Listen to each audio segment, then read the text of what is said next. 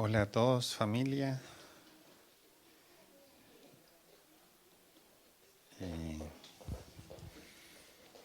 Vamos a hacer algo que espero en el Señor que salga bien. No. No porque voy a predicar otra cosa que la que preparé. Así que esperemos que salga bien. Vamos a orar primero.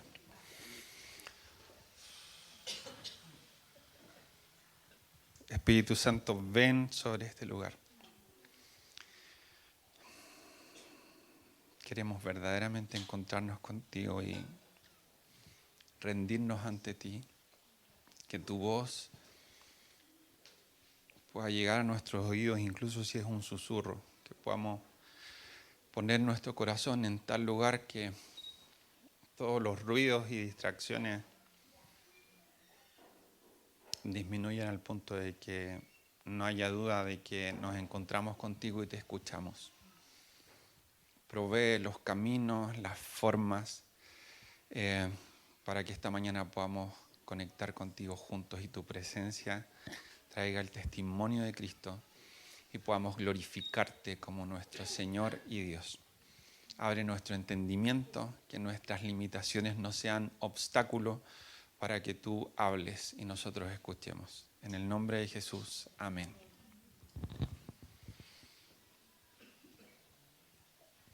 Lo que tenía y tengo, porque voy a partir desde el mismo lugar, pero voy a compartir otra cosa. Hemos estado compartiendo acerca de Romanos y hoy voy a detenerme en Romanos 4. La semana pasada hice una aplicación de toda la sección que va del versículo 1 del versículo 18 del capítulo 1 hasta el final del capítulo 3. E hice una aplicación de eso que tenía que ver con responder a esta palabra desde el amar a nuestros enemigos. Y el capítulo 4 lo que hace es poner una perspectiva nueva de algo antiguo, que es citar a Abraham para ver cómo este hombre es una imagen de lo que se acaba de relatar por parte de Pablo en estos primeros capítulos, que nadie es justo por sí mismo y que todos necesitamos que Dios intervenga en nuestras vidas con gracia. Y es llamativo que use el ejemplo de Abraham, porque precisamente Abraham era el máximo ejemplo de justicia. Los tres personajes más icónicos del Antiguo Testamento que son citados mayor cantidad de veces en el Nuevo son Abraham, Moisés y David. Entonces, de alguna manera, cada vez que se cita a Abraham es literalmente volver al origen de ellos como pueblo.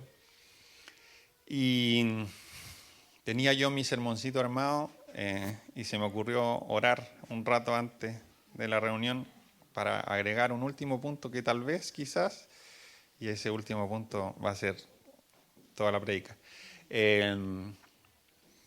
Entonces voy a relatar dos cosas. Voy a tratar de ser muy conciso en eso porque lo que voy a hacer es compartir un testimonio.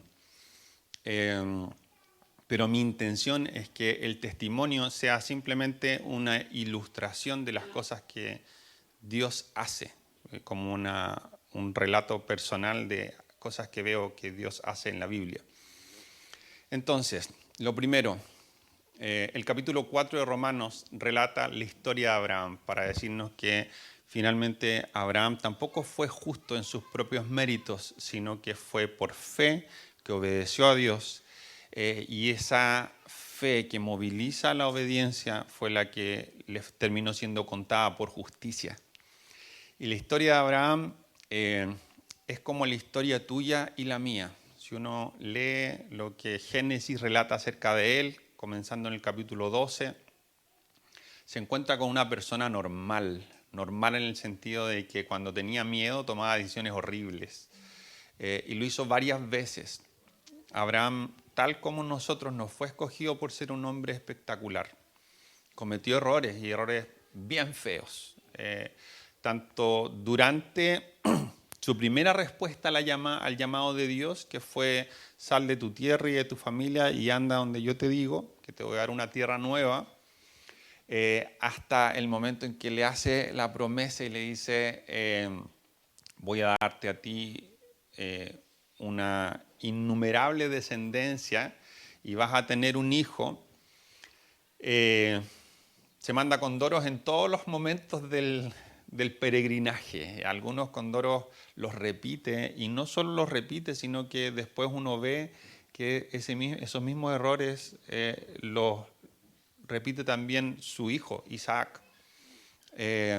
Dice la Biblia que Sara era una mujer muy hermosa y Abraham tuvo miedo en momentos en que se movió y contó el cuento de que era su hermana, era media hermana, pero lo hizo desconociendo que era su esposa, porque pensaba que al saber que era su esposa lo podían matar para quedarse con ella.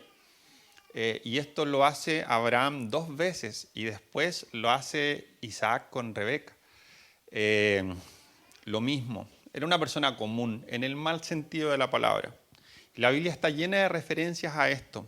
Hay en el Nuevo Testamento una referencia también a Elías en esto, en donde dice: Elías era un hombre sujeto a pasiones semejantes a las nuestras, pero él oró y no llovió por 3 años.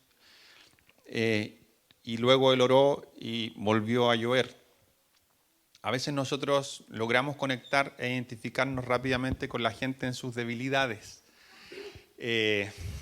Pero precisamente las debilidades de las personas están puestas allí para que nosotros comprendamos que, siendo débiles como ellos, tenemos a un Dios tan extraordinario que Él puede hacer de nosotros personas también tan extraordinarias como ellos en cuanto a el fruto que Él puede producir a través de nuestra vida.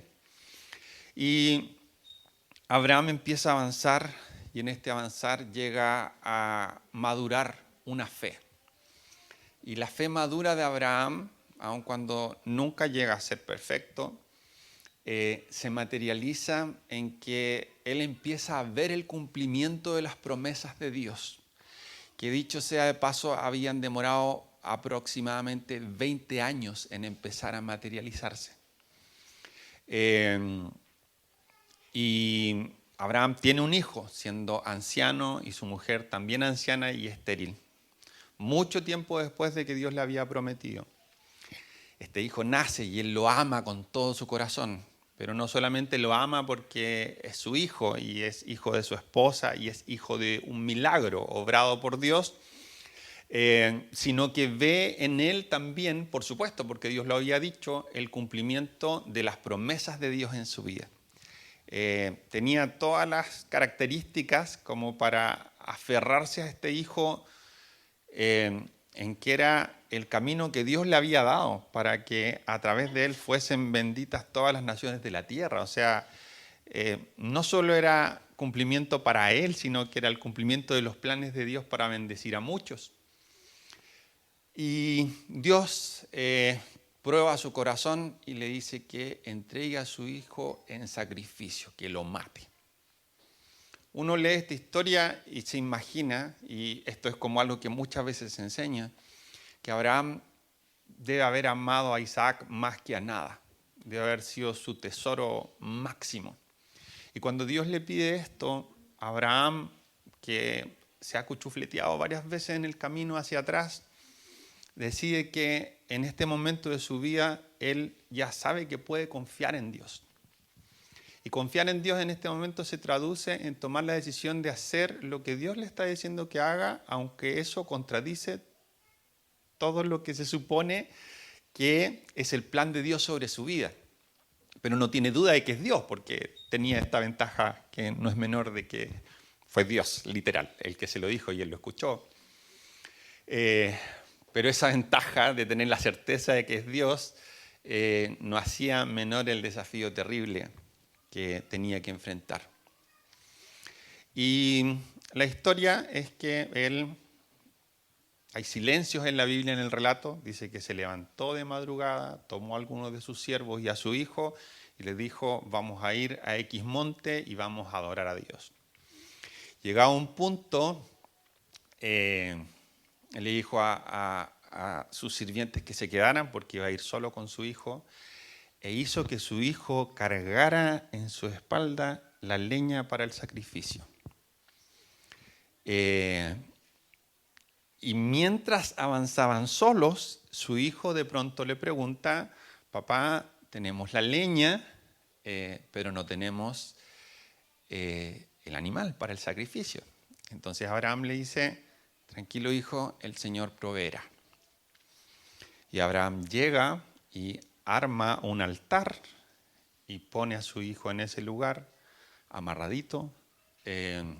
No sabemos cuánto se demoró en armar ese altar, cuánto tiempo pasó desde que Isaac se dio cuenta de que el sacrificio era él. Y cuando vio a su papá con un cuchillo en la mano, levantándolo para sacrificarlo, recién aparece Dios. Yo solo no llego a imaginar cómo Abraham le explicó después a Isaac lo que había pasado. Pero Dios aparece, porque el carácter de Dios nunca ha sido ese. De hecho, dice la Biblia muchas veces en la Torá que es abominación para Dios los sacrificios humanos. Y Dios provee un carnero que tenía sus cachos enredados en unos matorrales al lado y termina ese siendo el sacrificio. Cuando yo tenía 19 años, estaba estudiando ingeniería civil acá en Temuco y yo tenía como un doble entendimiento de por qué estudiaba eso. Por un lado yo quería ser exitoso y no como desde el estudiar esa carrera, sino que yo quería sacar un PhD y ese era mi norte porque tenía un familiar que me había como encaminado en eso. Y este es un testimonio incompleto, advierto eso. Estaba en el segundo año de esta carrera y participo en una reunión de jóvenes y alguien predica como acerca de las estaciones de madurez en la vida cristiana. Voy a hacer una ultra contracción de eso sin citas ni nada, porque si no serían 2 horas la prédica. Pero van a entender cómo la Biblia habla de estas estaciones en distintos momentos. Al principio todos somos como bebés que necesitan leche espiritual que otros nos alimenten. Luego somos como niños, porque somos inmaduros. No somos bebés, pero igualmente no somos capaces de resolver cosas por nosotros mismos, ni proveer cosas con nosotros, respecto a nosotros mismos, y fluctuamos. Luego pasamos por una etapa como de adolescencia espiritual, en la que somos full apasionados, pero de la misma manera que un día estamos aquí así como con todo, al otro día estamos en el subterráneo menos 42. Y nos emociona experimentar la presencia de Dios, pero luego nos devasta cualquier obstáculo y pasamos como una montaña rusa de lugares muy altos a lugares muy bajos. Luego viene como la adultez, en la que quizás el elemento más diferenciador es que somos capaces de hacernos cargo de nosotros mismos espiritualmente. ¿A qué me refiero con eso? Nos alimentamos solos. Buscamos la presencia de Dios, logramos lidiar con dificultades de nuestra vida espiritual, nos aferramos a Dios en los tiempos difíciles y todo el tiempo tenemos la mirada puesta en Él y encontramos en Él la provisión que necesitamos para nuestra alma. Hasta ahí todo normal, eran todas cosas que yo había escuchado muchas veces y luego él empieza a leer este famoso pasaje previo a la descripción de la fe, completo de la descripción de la fe y cómo muchos respondieron a la fe convirtiéndose en héroes de la fe, en Hebreos 11. Y empieza a hablar de Abraham, comienza con Abraham, Y nos dice que hubo tantos que vinieron antes de nosotros que depositaron su fe de tal manera que transformó su presente, incluso no habiendo alcanzado a ver las promesas cumplidas. Abraham, Dios le había dicho un montón de tiempo atrás que él le iba a dar la tierra a la que él iba a llegar. Y eso no pasó mientras Abraham estuvo vivo. Abraham compró la tumba para su esposa, fue lo único que llegó a poseer. Pero él no recibió como herencia esa tierra prometida, ni tampoco vio una multitud de descendientes. Solo alcanzó a conocer a su hijo. Y muchos, como Abraham, experimentaron en fe el cumplimiento de todas estas cosas. Entonces, por supuesto que en mi mente el sermón terminaba ahí. Pero quien estaba compartiendo dijo, pero hay otro nivel como en la madurez espiritual y tiene que ver con ser amigos de Dios. Y hay dos grupos, un grupo y un individuo que aparecen en la Biblia como amigos de Dios. Unos fueron los apóstoles, a quien Jesús les dice, ya no les voy a llamar siervos, sino que los llamaré mis amigos, porque el Señor no cuenta sus planes a sus siervos, pero sí a sus amigos. Y el otro fue Abraham, quien fue llamado amigo de Dios por haber confiado. Ese momento, cuando yo solo escuché eso, fue como un efecto dominó para mí, así como... Tuc, tuc, tuc, tuc, tuc. Y dije, mi futuro académico es mi Isaac. Yo estoy poniendo toda mi confianza en esto y esto es lo que yo anhelo para mi vida. No solo por tener éxito, sino porque este es el otro elemento de por qué yo quería estudiar esto. Yo necesitaba sentir que daba el ancho en mi familia, porque eran las expectativas de lo que yo tenía que ser y lo que yo tenía que hacer. Entonces decido en ese momento salirme de la carrera y con muchas dudas y poca claridad entonces, pero ese salirme de la carrera implicó que al año siguiente yo entré a estudiar teología. Digo que es un ministerio, o sea, un testimonio incompleto, porque esto tiene 3 momentos. Esto pasó a los 19 años. Entré a estudiar teología. Claramente en ese primer momento para mí fue como ser amigo de Dios para mí en lo personal va a implicar matar lo que más amo. Y lo que más amaba era mi propio orgullo. Era la expectativa que yo sentía que otros tenían en mi casa, pero también que yo había abrazado. Por un lado yo me sentía poca cosa porque tenía que dar este ancho que parecía muy ancho, pero por otro lado me sentía mucha cosa porque creía que era capaz, con esfuerzo eventualmente, pero de dar ese mismo ancho. Entonces salgo y entro a estudiar teología el año siguiente, que en Chile no es algo muy rentable, ni algo de mucho honor, ni algo tan espectacular, pero entro a eso. Y estudio esto 4 años. Y me va bien, porque a mí me gusta estudiar. Entonces salgo de ahí con la expectativa de, bueno, no voy a tener un PhD rentable, pero lo voy a tener igual en teología. Entonces, empezamos ya a esa altura con Ro, porque ya estaba casado con ella. Habían pasado varios añitos desde lo anterior, como 7 años. Y empezamos a buscar distintos lugares donde seguir estudiando. Para hacer una historia larga corta, se cerraron las posibilidades en todas partes. Y el último cierre de puertas fue que después de habernos querido ir a Suiza, después a Centroamérica, después a Argentina, el año que nos íbamos a matricular, el seminario al que me iba en Argentina cerró. Así que dije, hasta aquí nomás llegué, claramente Dios me está diciendo que no voy a ser doctor de ninguna cosa. Así que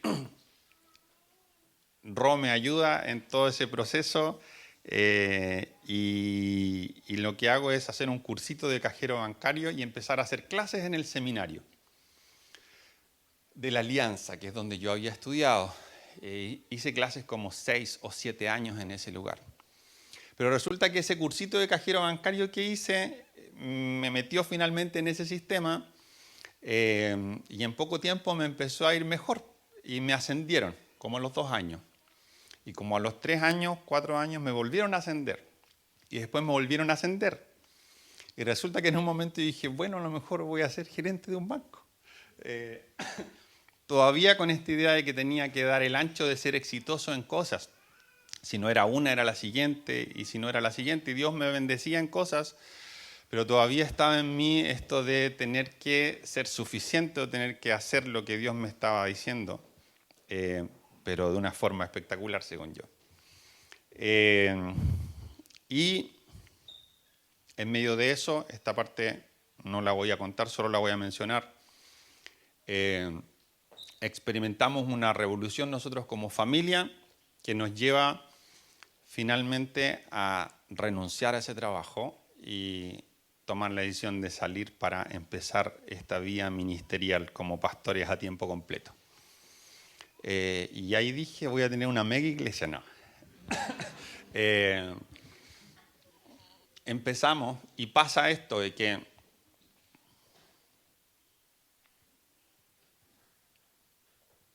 cada vez que hubo una y otra estación, esto demoró más de 15 años desde que Dios me habló por primera vez a través de Abraham, que para mí es volver a un origen, por eso lo comparto pensando en Romanos 4.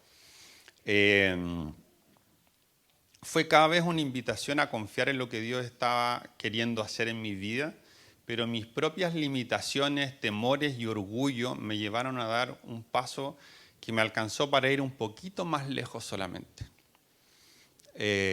Y fue importante para mí primero salir de la carrera, pero no cambió mi corazón. Luego fue importante para mí renunciar a las expectativas de destacar y tener un título de todas maneras teológicamente importante, pero no cambió mi corazón. Y luego renunciar a este trabajo que me había ido bien y que por supuesto en el momento en que decidimos renunciar con Ro, que era nuestro único ingreso en ese entonces, me ofrecieron, el día que dije que renunciaba, me ofrecieron el mejor ascenso que pude haber tenido en los 10 años y medio que estuve en ese lugar. Me ofrecieron alternativas para ascenderme y tener menos responsabilidad y ganar más plata y estar en un segmento mejor. Pero tampoco eso cambió mi corazón. Fue valioso. Cada paso de fe fue valioso.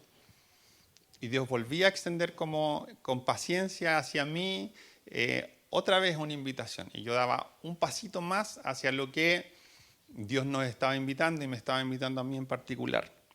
Pero el orgullo es algo difícil de matar.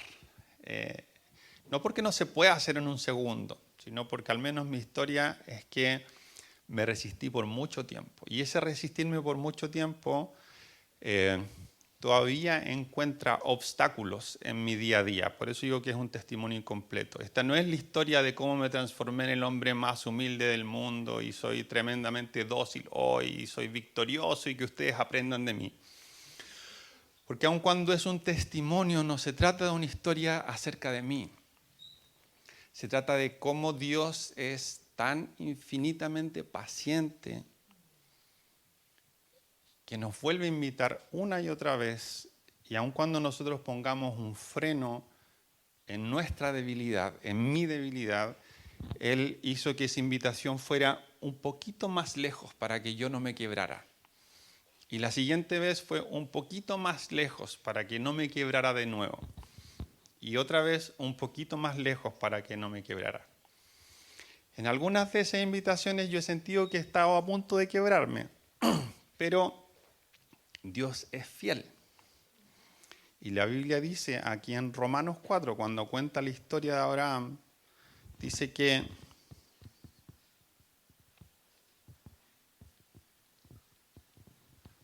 Abraham creyó en el Dios que da vida a los muertos y que llama las cosas que no son como si ya existieran. Otra versión dice, porque Abraham creyó en el Dios que da vida a los muertos y crea cosas nuevas de la nada. El 4:21 al 24 dice lo siguiente. Abraham estaba plenamente convencido de que Dios es poderoso para cumplir todo lo que promete. Y debido a su fe, Dios lo consideró justo. Y el hecho de que Dios lo considerara justo no fue solo para beneficio de Abraham, sino que quedó escrito también para nuestro beneficio, porque nos asegura que Dios nos considerará justos a nosotros también si creemos en Él, quien levantó de los muertos a Jesús nuestro Señor.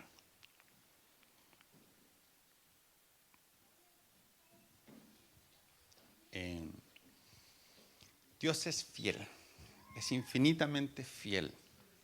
Es tan fiel que su fidelidad no depende de nuestra capacidad para adherir a sus planes, sino de decir sí y clamar que Él sea nuestro aval. Porque en nuestras fuerzas no somos capaces ni siquiera de mantener nuestras promesas o nuestras respuestas afirmativas, porque cuando vienen tiempos difíciles uno vuelve a tener miedo. Y en ese vuelve a tener miedo, vuelve a ser la fe, la alternativa para ser alimentados por Dios en nuestra debilidad y que Él nos vuelva a sostener. Mientras pensaba esto me acordaba de Jesús con Jairo, cuando su hija le avisan a Jairo que ya murió. Entonces Jesús le dice, no tengas miedo, Jairo, solo ten fe. Y en ese momento literalmente tener fe se tradujo en que Jairo siguiera caminando con Jesús. Eso significó tener fe, seguir con Jesús de vuelta a su casa, confiando en que Jesús tenía algo para hacer. Yo no creo que Jairo, cuando escuchó a Jesús decirle, no tengas miedo, ten fe, haya pensado que él iba a resucitar a su hija. Solamente decidió poner un pie delante del otro e ir donde Jesús le dijo que tenía que ir. Y eso fue todo. Abraham no tenía idea qué era lo que Dios iba a hacer. Yo no creo que Abraham se haya imaginado cuando dice Jehová iré, él proveerá. No creo que él haya pensado que iba a ser librado de tener que matar a su hijo. Porque llegó el último momento y él levantó el cuchillo y estaba dispuesto a sacrificarlo. En su corazón ya lo había matado. Con todo el duelo terrible que eso debe haber significado y el dolor indecible. Pero Dios hace lo que nosotros no podemos controlar y trae las cosas a un lugar en el que de repente todo tiene sentido para atrás. En el momento nada tiene sentido. Y sería maravilloso si es que nuestras historias fuesen de tal rendición que pudiésemos contar como ayer yo era de una manera y hoy he sido transformado de manera tan profunda que dejé de lidiar por completo con mis debilidades en un área y ahora vivo en victoria. Y tal vez hay muchas cosas, incluso en este mundo caído, en las que seríamos súper victoriosos si fuéramos profundamente fieles. Pero Dios, que nos ama y que nos tiene una paciencia inagotable, muchas veces nos vuelve a invitar un poquito más lejos para que no nos rompamos. Y provee lo necesario y nos demuestra en cada paso, en cada invitación, que Él es fiel y es digno de confianza. Entonces la fe muchas veces va a traducirse en simplemente seguir caminando de la mano de Jesús. Poner un pie delante del otro. Y ese poner un pie delante del otro, para que no sea algo tan metafórico, es cuando Jesús dice, yo soy la vid y ustedes son las ramas, los pámpanos. Les dice a sus discípulos 3 cosas. Permanecer en Él significa pasar tiempo con Él, obedecerlo y amar. Amarlo a Él, amar al otro. Obedecer las cosas que Él dice. Y puedo obedecer porque en la medida que mi fe madura, y no necesita madurar para ser Abraham de la noche a la mañana, pero puedo madurar para tomar una decisión que ayer no era capaz de tomar, porque hoy confío en Dios un poquito más. Y eso me permite que en una situación dada yo pueda decir, papá, voy a hacer lo que tú me dices porque confío que tú cuidas de mí. Porque confío en que tú vas a cumplir tus promesas. Así que puedo descansar en eso. Aunque lo que me estás pidiendo parece contradecir lo que me has dicho que vas a hacer con mi vida. Pero si tú lo dices, voy a obedecer y voy a confiar. Y eso tiene un potencial tan grande que termina siendo justicia. Porque la justicia en última instancia no es algo que yo pueda obtener por mí mismo para presentarle a Dios como ofrenda.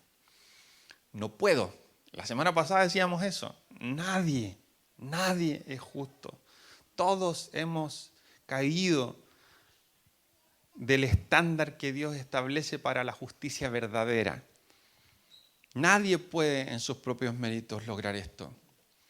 Hay un nombre de Dios que aparece solo en el libro de Jeremías y solo 2 veces allí, que es Jehová Tzidkenu, que significa el Señor es nuestra justicia. Y ambas veces aparece en un contexto profético apuntando hacia Jesús. Jeremías 23 y Jeremías 33 dice: vienen días, dice el Señor, en que levantaré a David un renuevo justo. Ese renuevo está con mayúscula en algunas versiones. Y reinará como rey. Actuará sabiamente y hará juicio y justicia en la tierra. En sus días Judá será salvo e Israel habitará confiado. Y este será su nombre con el cual será llamado el Señor nuestra justicia. El rey sabio del futuro va a ser llamado el Señor nuestra justicia. En aquellos días y en aquel tiempo haré brotar a David un renuevo de justicia y hará juicio y justicia en la tierra. En aquellos días Judá será salvo y Jerusalén habitará segura. Y este es el nombre con que será llamada, el Señor nuestra justicia. En ambas cosas el mismo nombre para referirse a Dios, pero anunciando a este Rey justo que es Cristo. Y de la misma manera que en Abraham su fe fue su justicia, nuestra justicia no es algo que nosotros hacemos por mérito propio, sino que nuestra justicia es Jesús. Él es nuestra justicia. Cuando yo deposito mi fe en Él, y eso hace que yo permanezca, obedezca, ame su presencia, ame su palabra, ame estar con Él, pase tiempo con Él, me remoje estando con Él, mi perspectiva cambia. En el reposo, que es un reposo distinto a la inercia del ocio, es el reposo de estar en su presencia y meditar en su palabra, nos llenamos de osadía, nos hacemos valientes y nos predisponemos a esforzarnos, no en nuestro mérito, sino en la provisión que Él va a dar. Porque si Dios te llamó, Él va a proveer. A pesar de tus flaquezas, Él va a proveer lo necesario para cumplir sus promesas. Y esto se lo dijeron grandes personajes de la Biblia, le recordaban a Dios estas cosas que a Él le encanta que le recuerden. Le decían: Señor, ¿no será que si arrasas con tu pueblo, los otros pueblos van a decir: Dios no fue capaz de liberar realmente de Egipto a Israel? Y va a quedar tu propio nombre expuesto como un Dios que no logró hacer lo que había dicho que iba a hacer. E Israel, que es un tipo de nosotros, un pueblo infiel que fluctúa como nosotros tantas veces, fue llevado al lugar que Dios dijo que los llevaría a pesar de ellos mismos. Y Dios tiene ese poder hacia nosotros también disponible hoy. Él puede llevarnos al cumplimiento de las promesas que ha hecho sobre nosotros a pesar de nosotros mismos. Pero tu historia no tiene que durar 15 años como la mía. No necesita hacerlo. Si nuestro corazón es dócil, Él puede hacer cosas impresionantes en un día. Hay muchas cosas en las que nosotros resistimos porque no estamos dispuestos a confiar lo suficiente. Pero Dios es suficientemente confiable.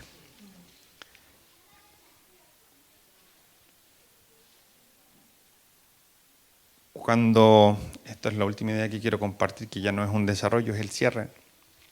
Cuando orábamos un ratito antes de empezar la reunión, que lo hacemos siempre desde las 10:20 hasta 10 para las 11, yo pensaba en esto. Nosotros no sabemos en qué momento va a volver a invadir Dios nuestro presente e irrumpir con su poder para volvernos a vivificar o hacer un milagro que dé un golpe de timón a nuestras vidas en el presente. Yo no sé si Dios va a transformar todo lo que estás viviendo, duelos, temor, cansancio, aletargamiento espiritual. Yo no sé si Dios lo va a cambiar en una semana porque Él irrumpe. No sé si va a llevar un proceso sobre tu vida. No sé si va a irrumpir en 2 meses o en 5 años. Tampoco sé cuándo Dios va a volver a hacer un milagro que vivifique mi alma en mi propia vida. No sé cuándo va a pasar. Pero yo puedo elegir ser fiel hoy y permanecer en la certeza de que Dios va a hacer lo necesario para que su voluntad se cumpla en mi vida. Y hoy pongo un pie delante del otro. Y si Dios me hace una invitación grande, doy todo lo que tengo hoy, que a lo mejor no sea tanto. A lo mejor hoy no soy esta persona de fe extraordinaria que se raja completa y le entrega todo lo que tiene a Dios.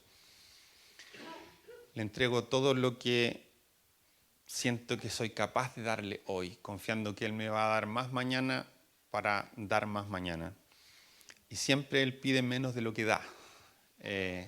Y siempre los planes que para nosotros pueden parecer amenazantes, como para Abraham matar a su hijo, era para traer más de su plenitud sobre su vida. Era para bendecirlo más.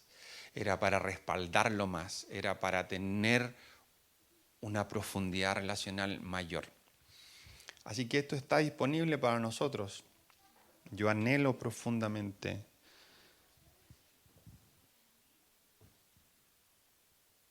desear menos cosas para mí mismo a través del tiempo y poder ser más humilde. Yo estoy a mitad de camino en esto. Lo que a mí me hace sentir gozo es compararme conmigo mismo en el pasado y ver cómo los pequeños sí a Dios han hecho que yo, comparado conmigo, haya crecido. Y eso es lo que Dios anhela hacer. A Él no le interesa que tú te compares con otro, ni con alguien que fue misionero en África o que tuvo una vocación de servicio desde que era niño y que parece una persona inalcanzable para ti, que te sientas poca cosa porque nunca vas a ser capaz de decir sí en esa dimensión. Dios quiere que nuestros únicos parámetros comparativos sean: me comparo con Cristo y me comparo conmigo mismo. Quiero ser como Él y me regocijo porque antes era de una forma y ahora soy de otra.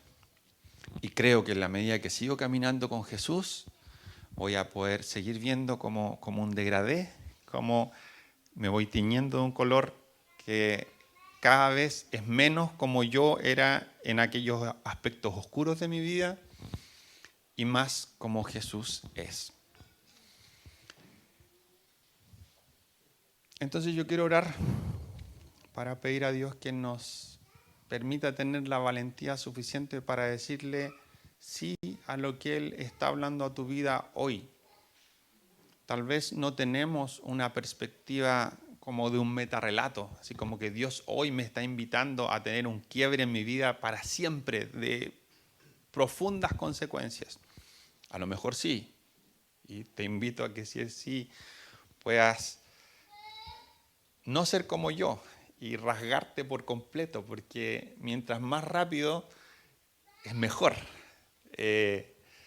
Uno se autoinflige múltiples dolores cuando se resiste a obedecer a Dios, porque parece que obedecer a Dios es costoso. Porque la Biblia tiene esta cosa loca de que seguir a Jesús es fácil, sí. Seguir a Jesús es difícil, también. Entregar nuestra vida completamente a Cristo en obediencia porque confiamos en Él es difícil. Pero si estamos dispuestos a hacerlo, vamos a descubrir que era fácil. Y se repite esta fórmula muchas veces. Así que si Dios te está hablando y te está invitando a poder confiar en hacer algo para avanzar en lo que Él tiene preparado para tu vida, y ese algo hoy es pequeño, yo te animo a que digas sí. Y si Dios te está invitando a decidir algo para que se cumplan los planes sobre tu vida que Él tiene preparado, y ese algo es grande, que puedas decir sí. Jesús fue capaz de ser crucificado porque obedeció a Dios toda su vida como estilo de vida en las cosas pequeñas, sistemáticamente. No fue un gran acto heroico aislado cuando Él dijo, Señor, si es posible que pase de mí esta copa, pero que se haga tu voluntad. Porque ese fue el estilo de vida de Jesús desde siempre. Cada vez que Jesús se enfrentaba a algo indeseable, Él tomaba la decisión de que se haga tu voluntad, Padre, y no la mía. Cuando Jesús llega a ese lugar, igual que Abraham, Él ya estaba muerto. Por eso pudo morir. Pero a lo mejor este no es nuestro día de ser crucificados.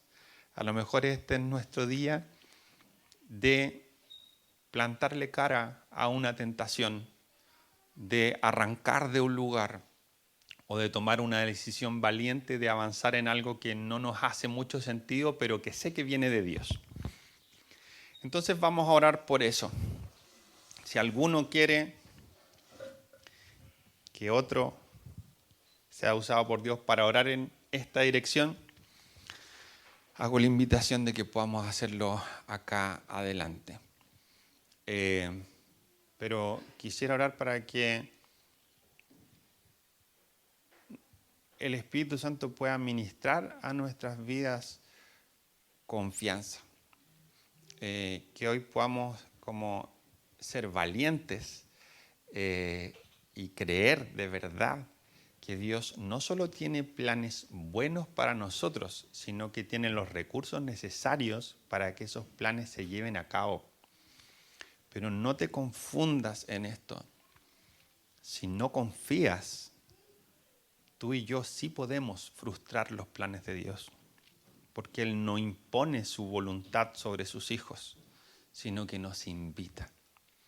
Y es paciente y misericordioso para llevarnos de la mano a nuestro ritmo muchas veces, a pesar de sus mejores planes y sus mejores tiempos.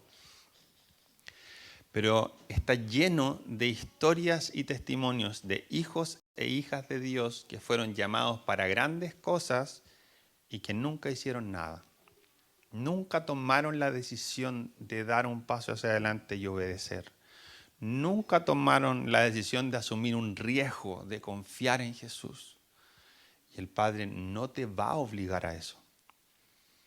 Pero si no decides confiar en Dios, si no decides poner tu fe en Él, sus planes van a quedar solo como una invitación de una fiesta en la que tu nombre estaba impresa en el cartón con lindos colores, con dorado, pero no asististe.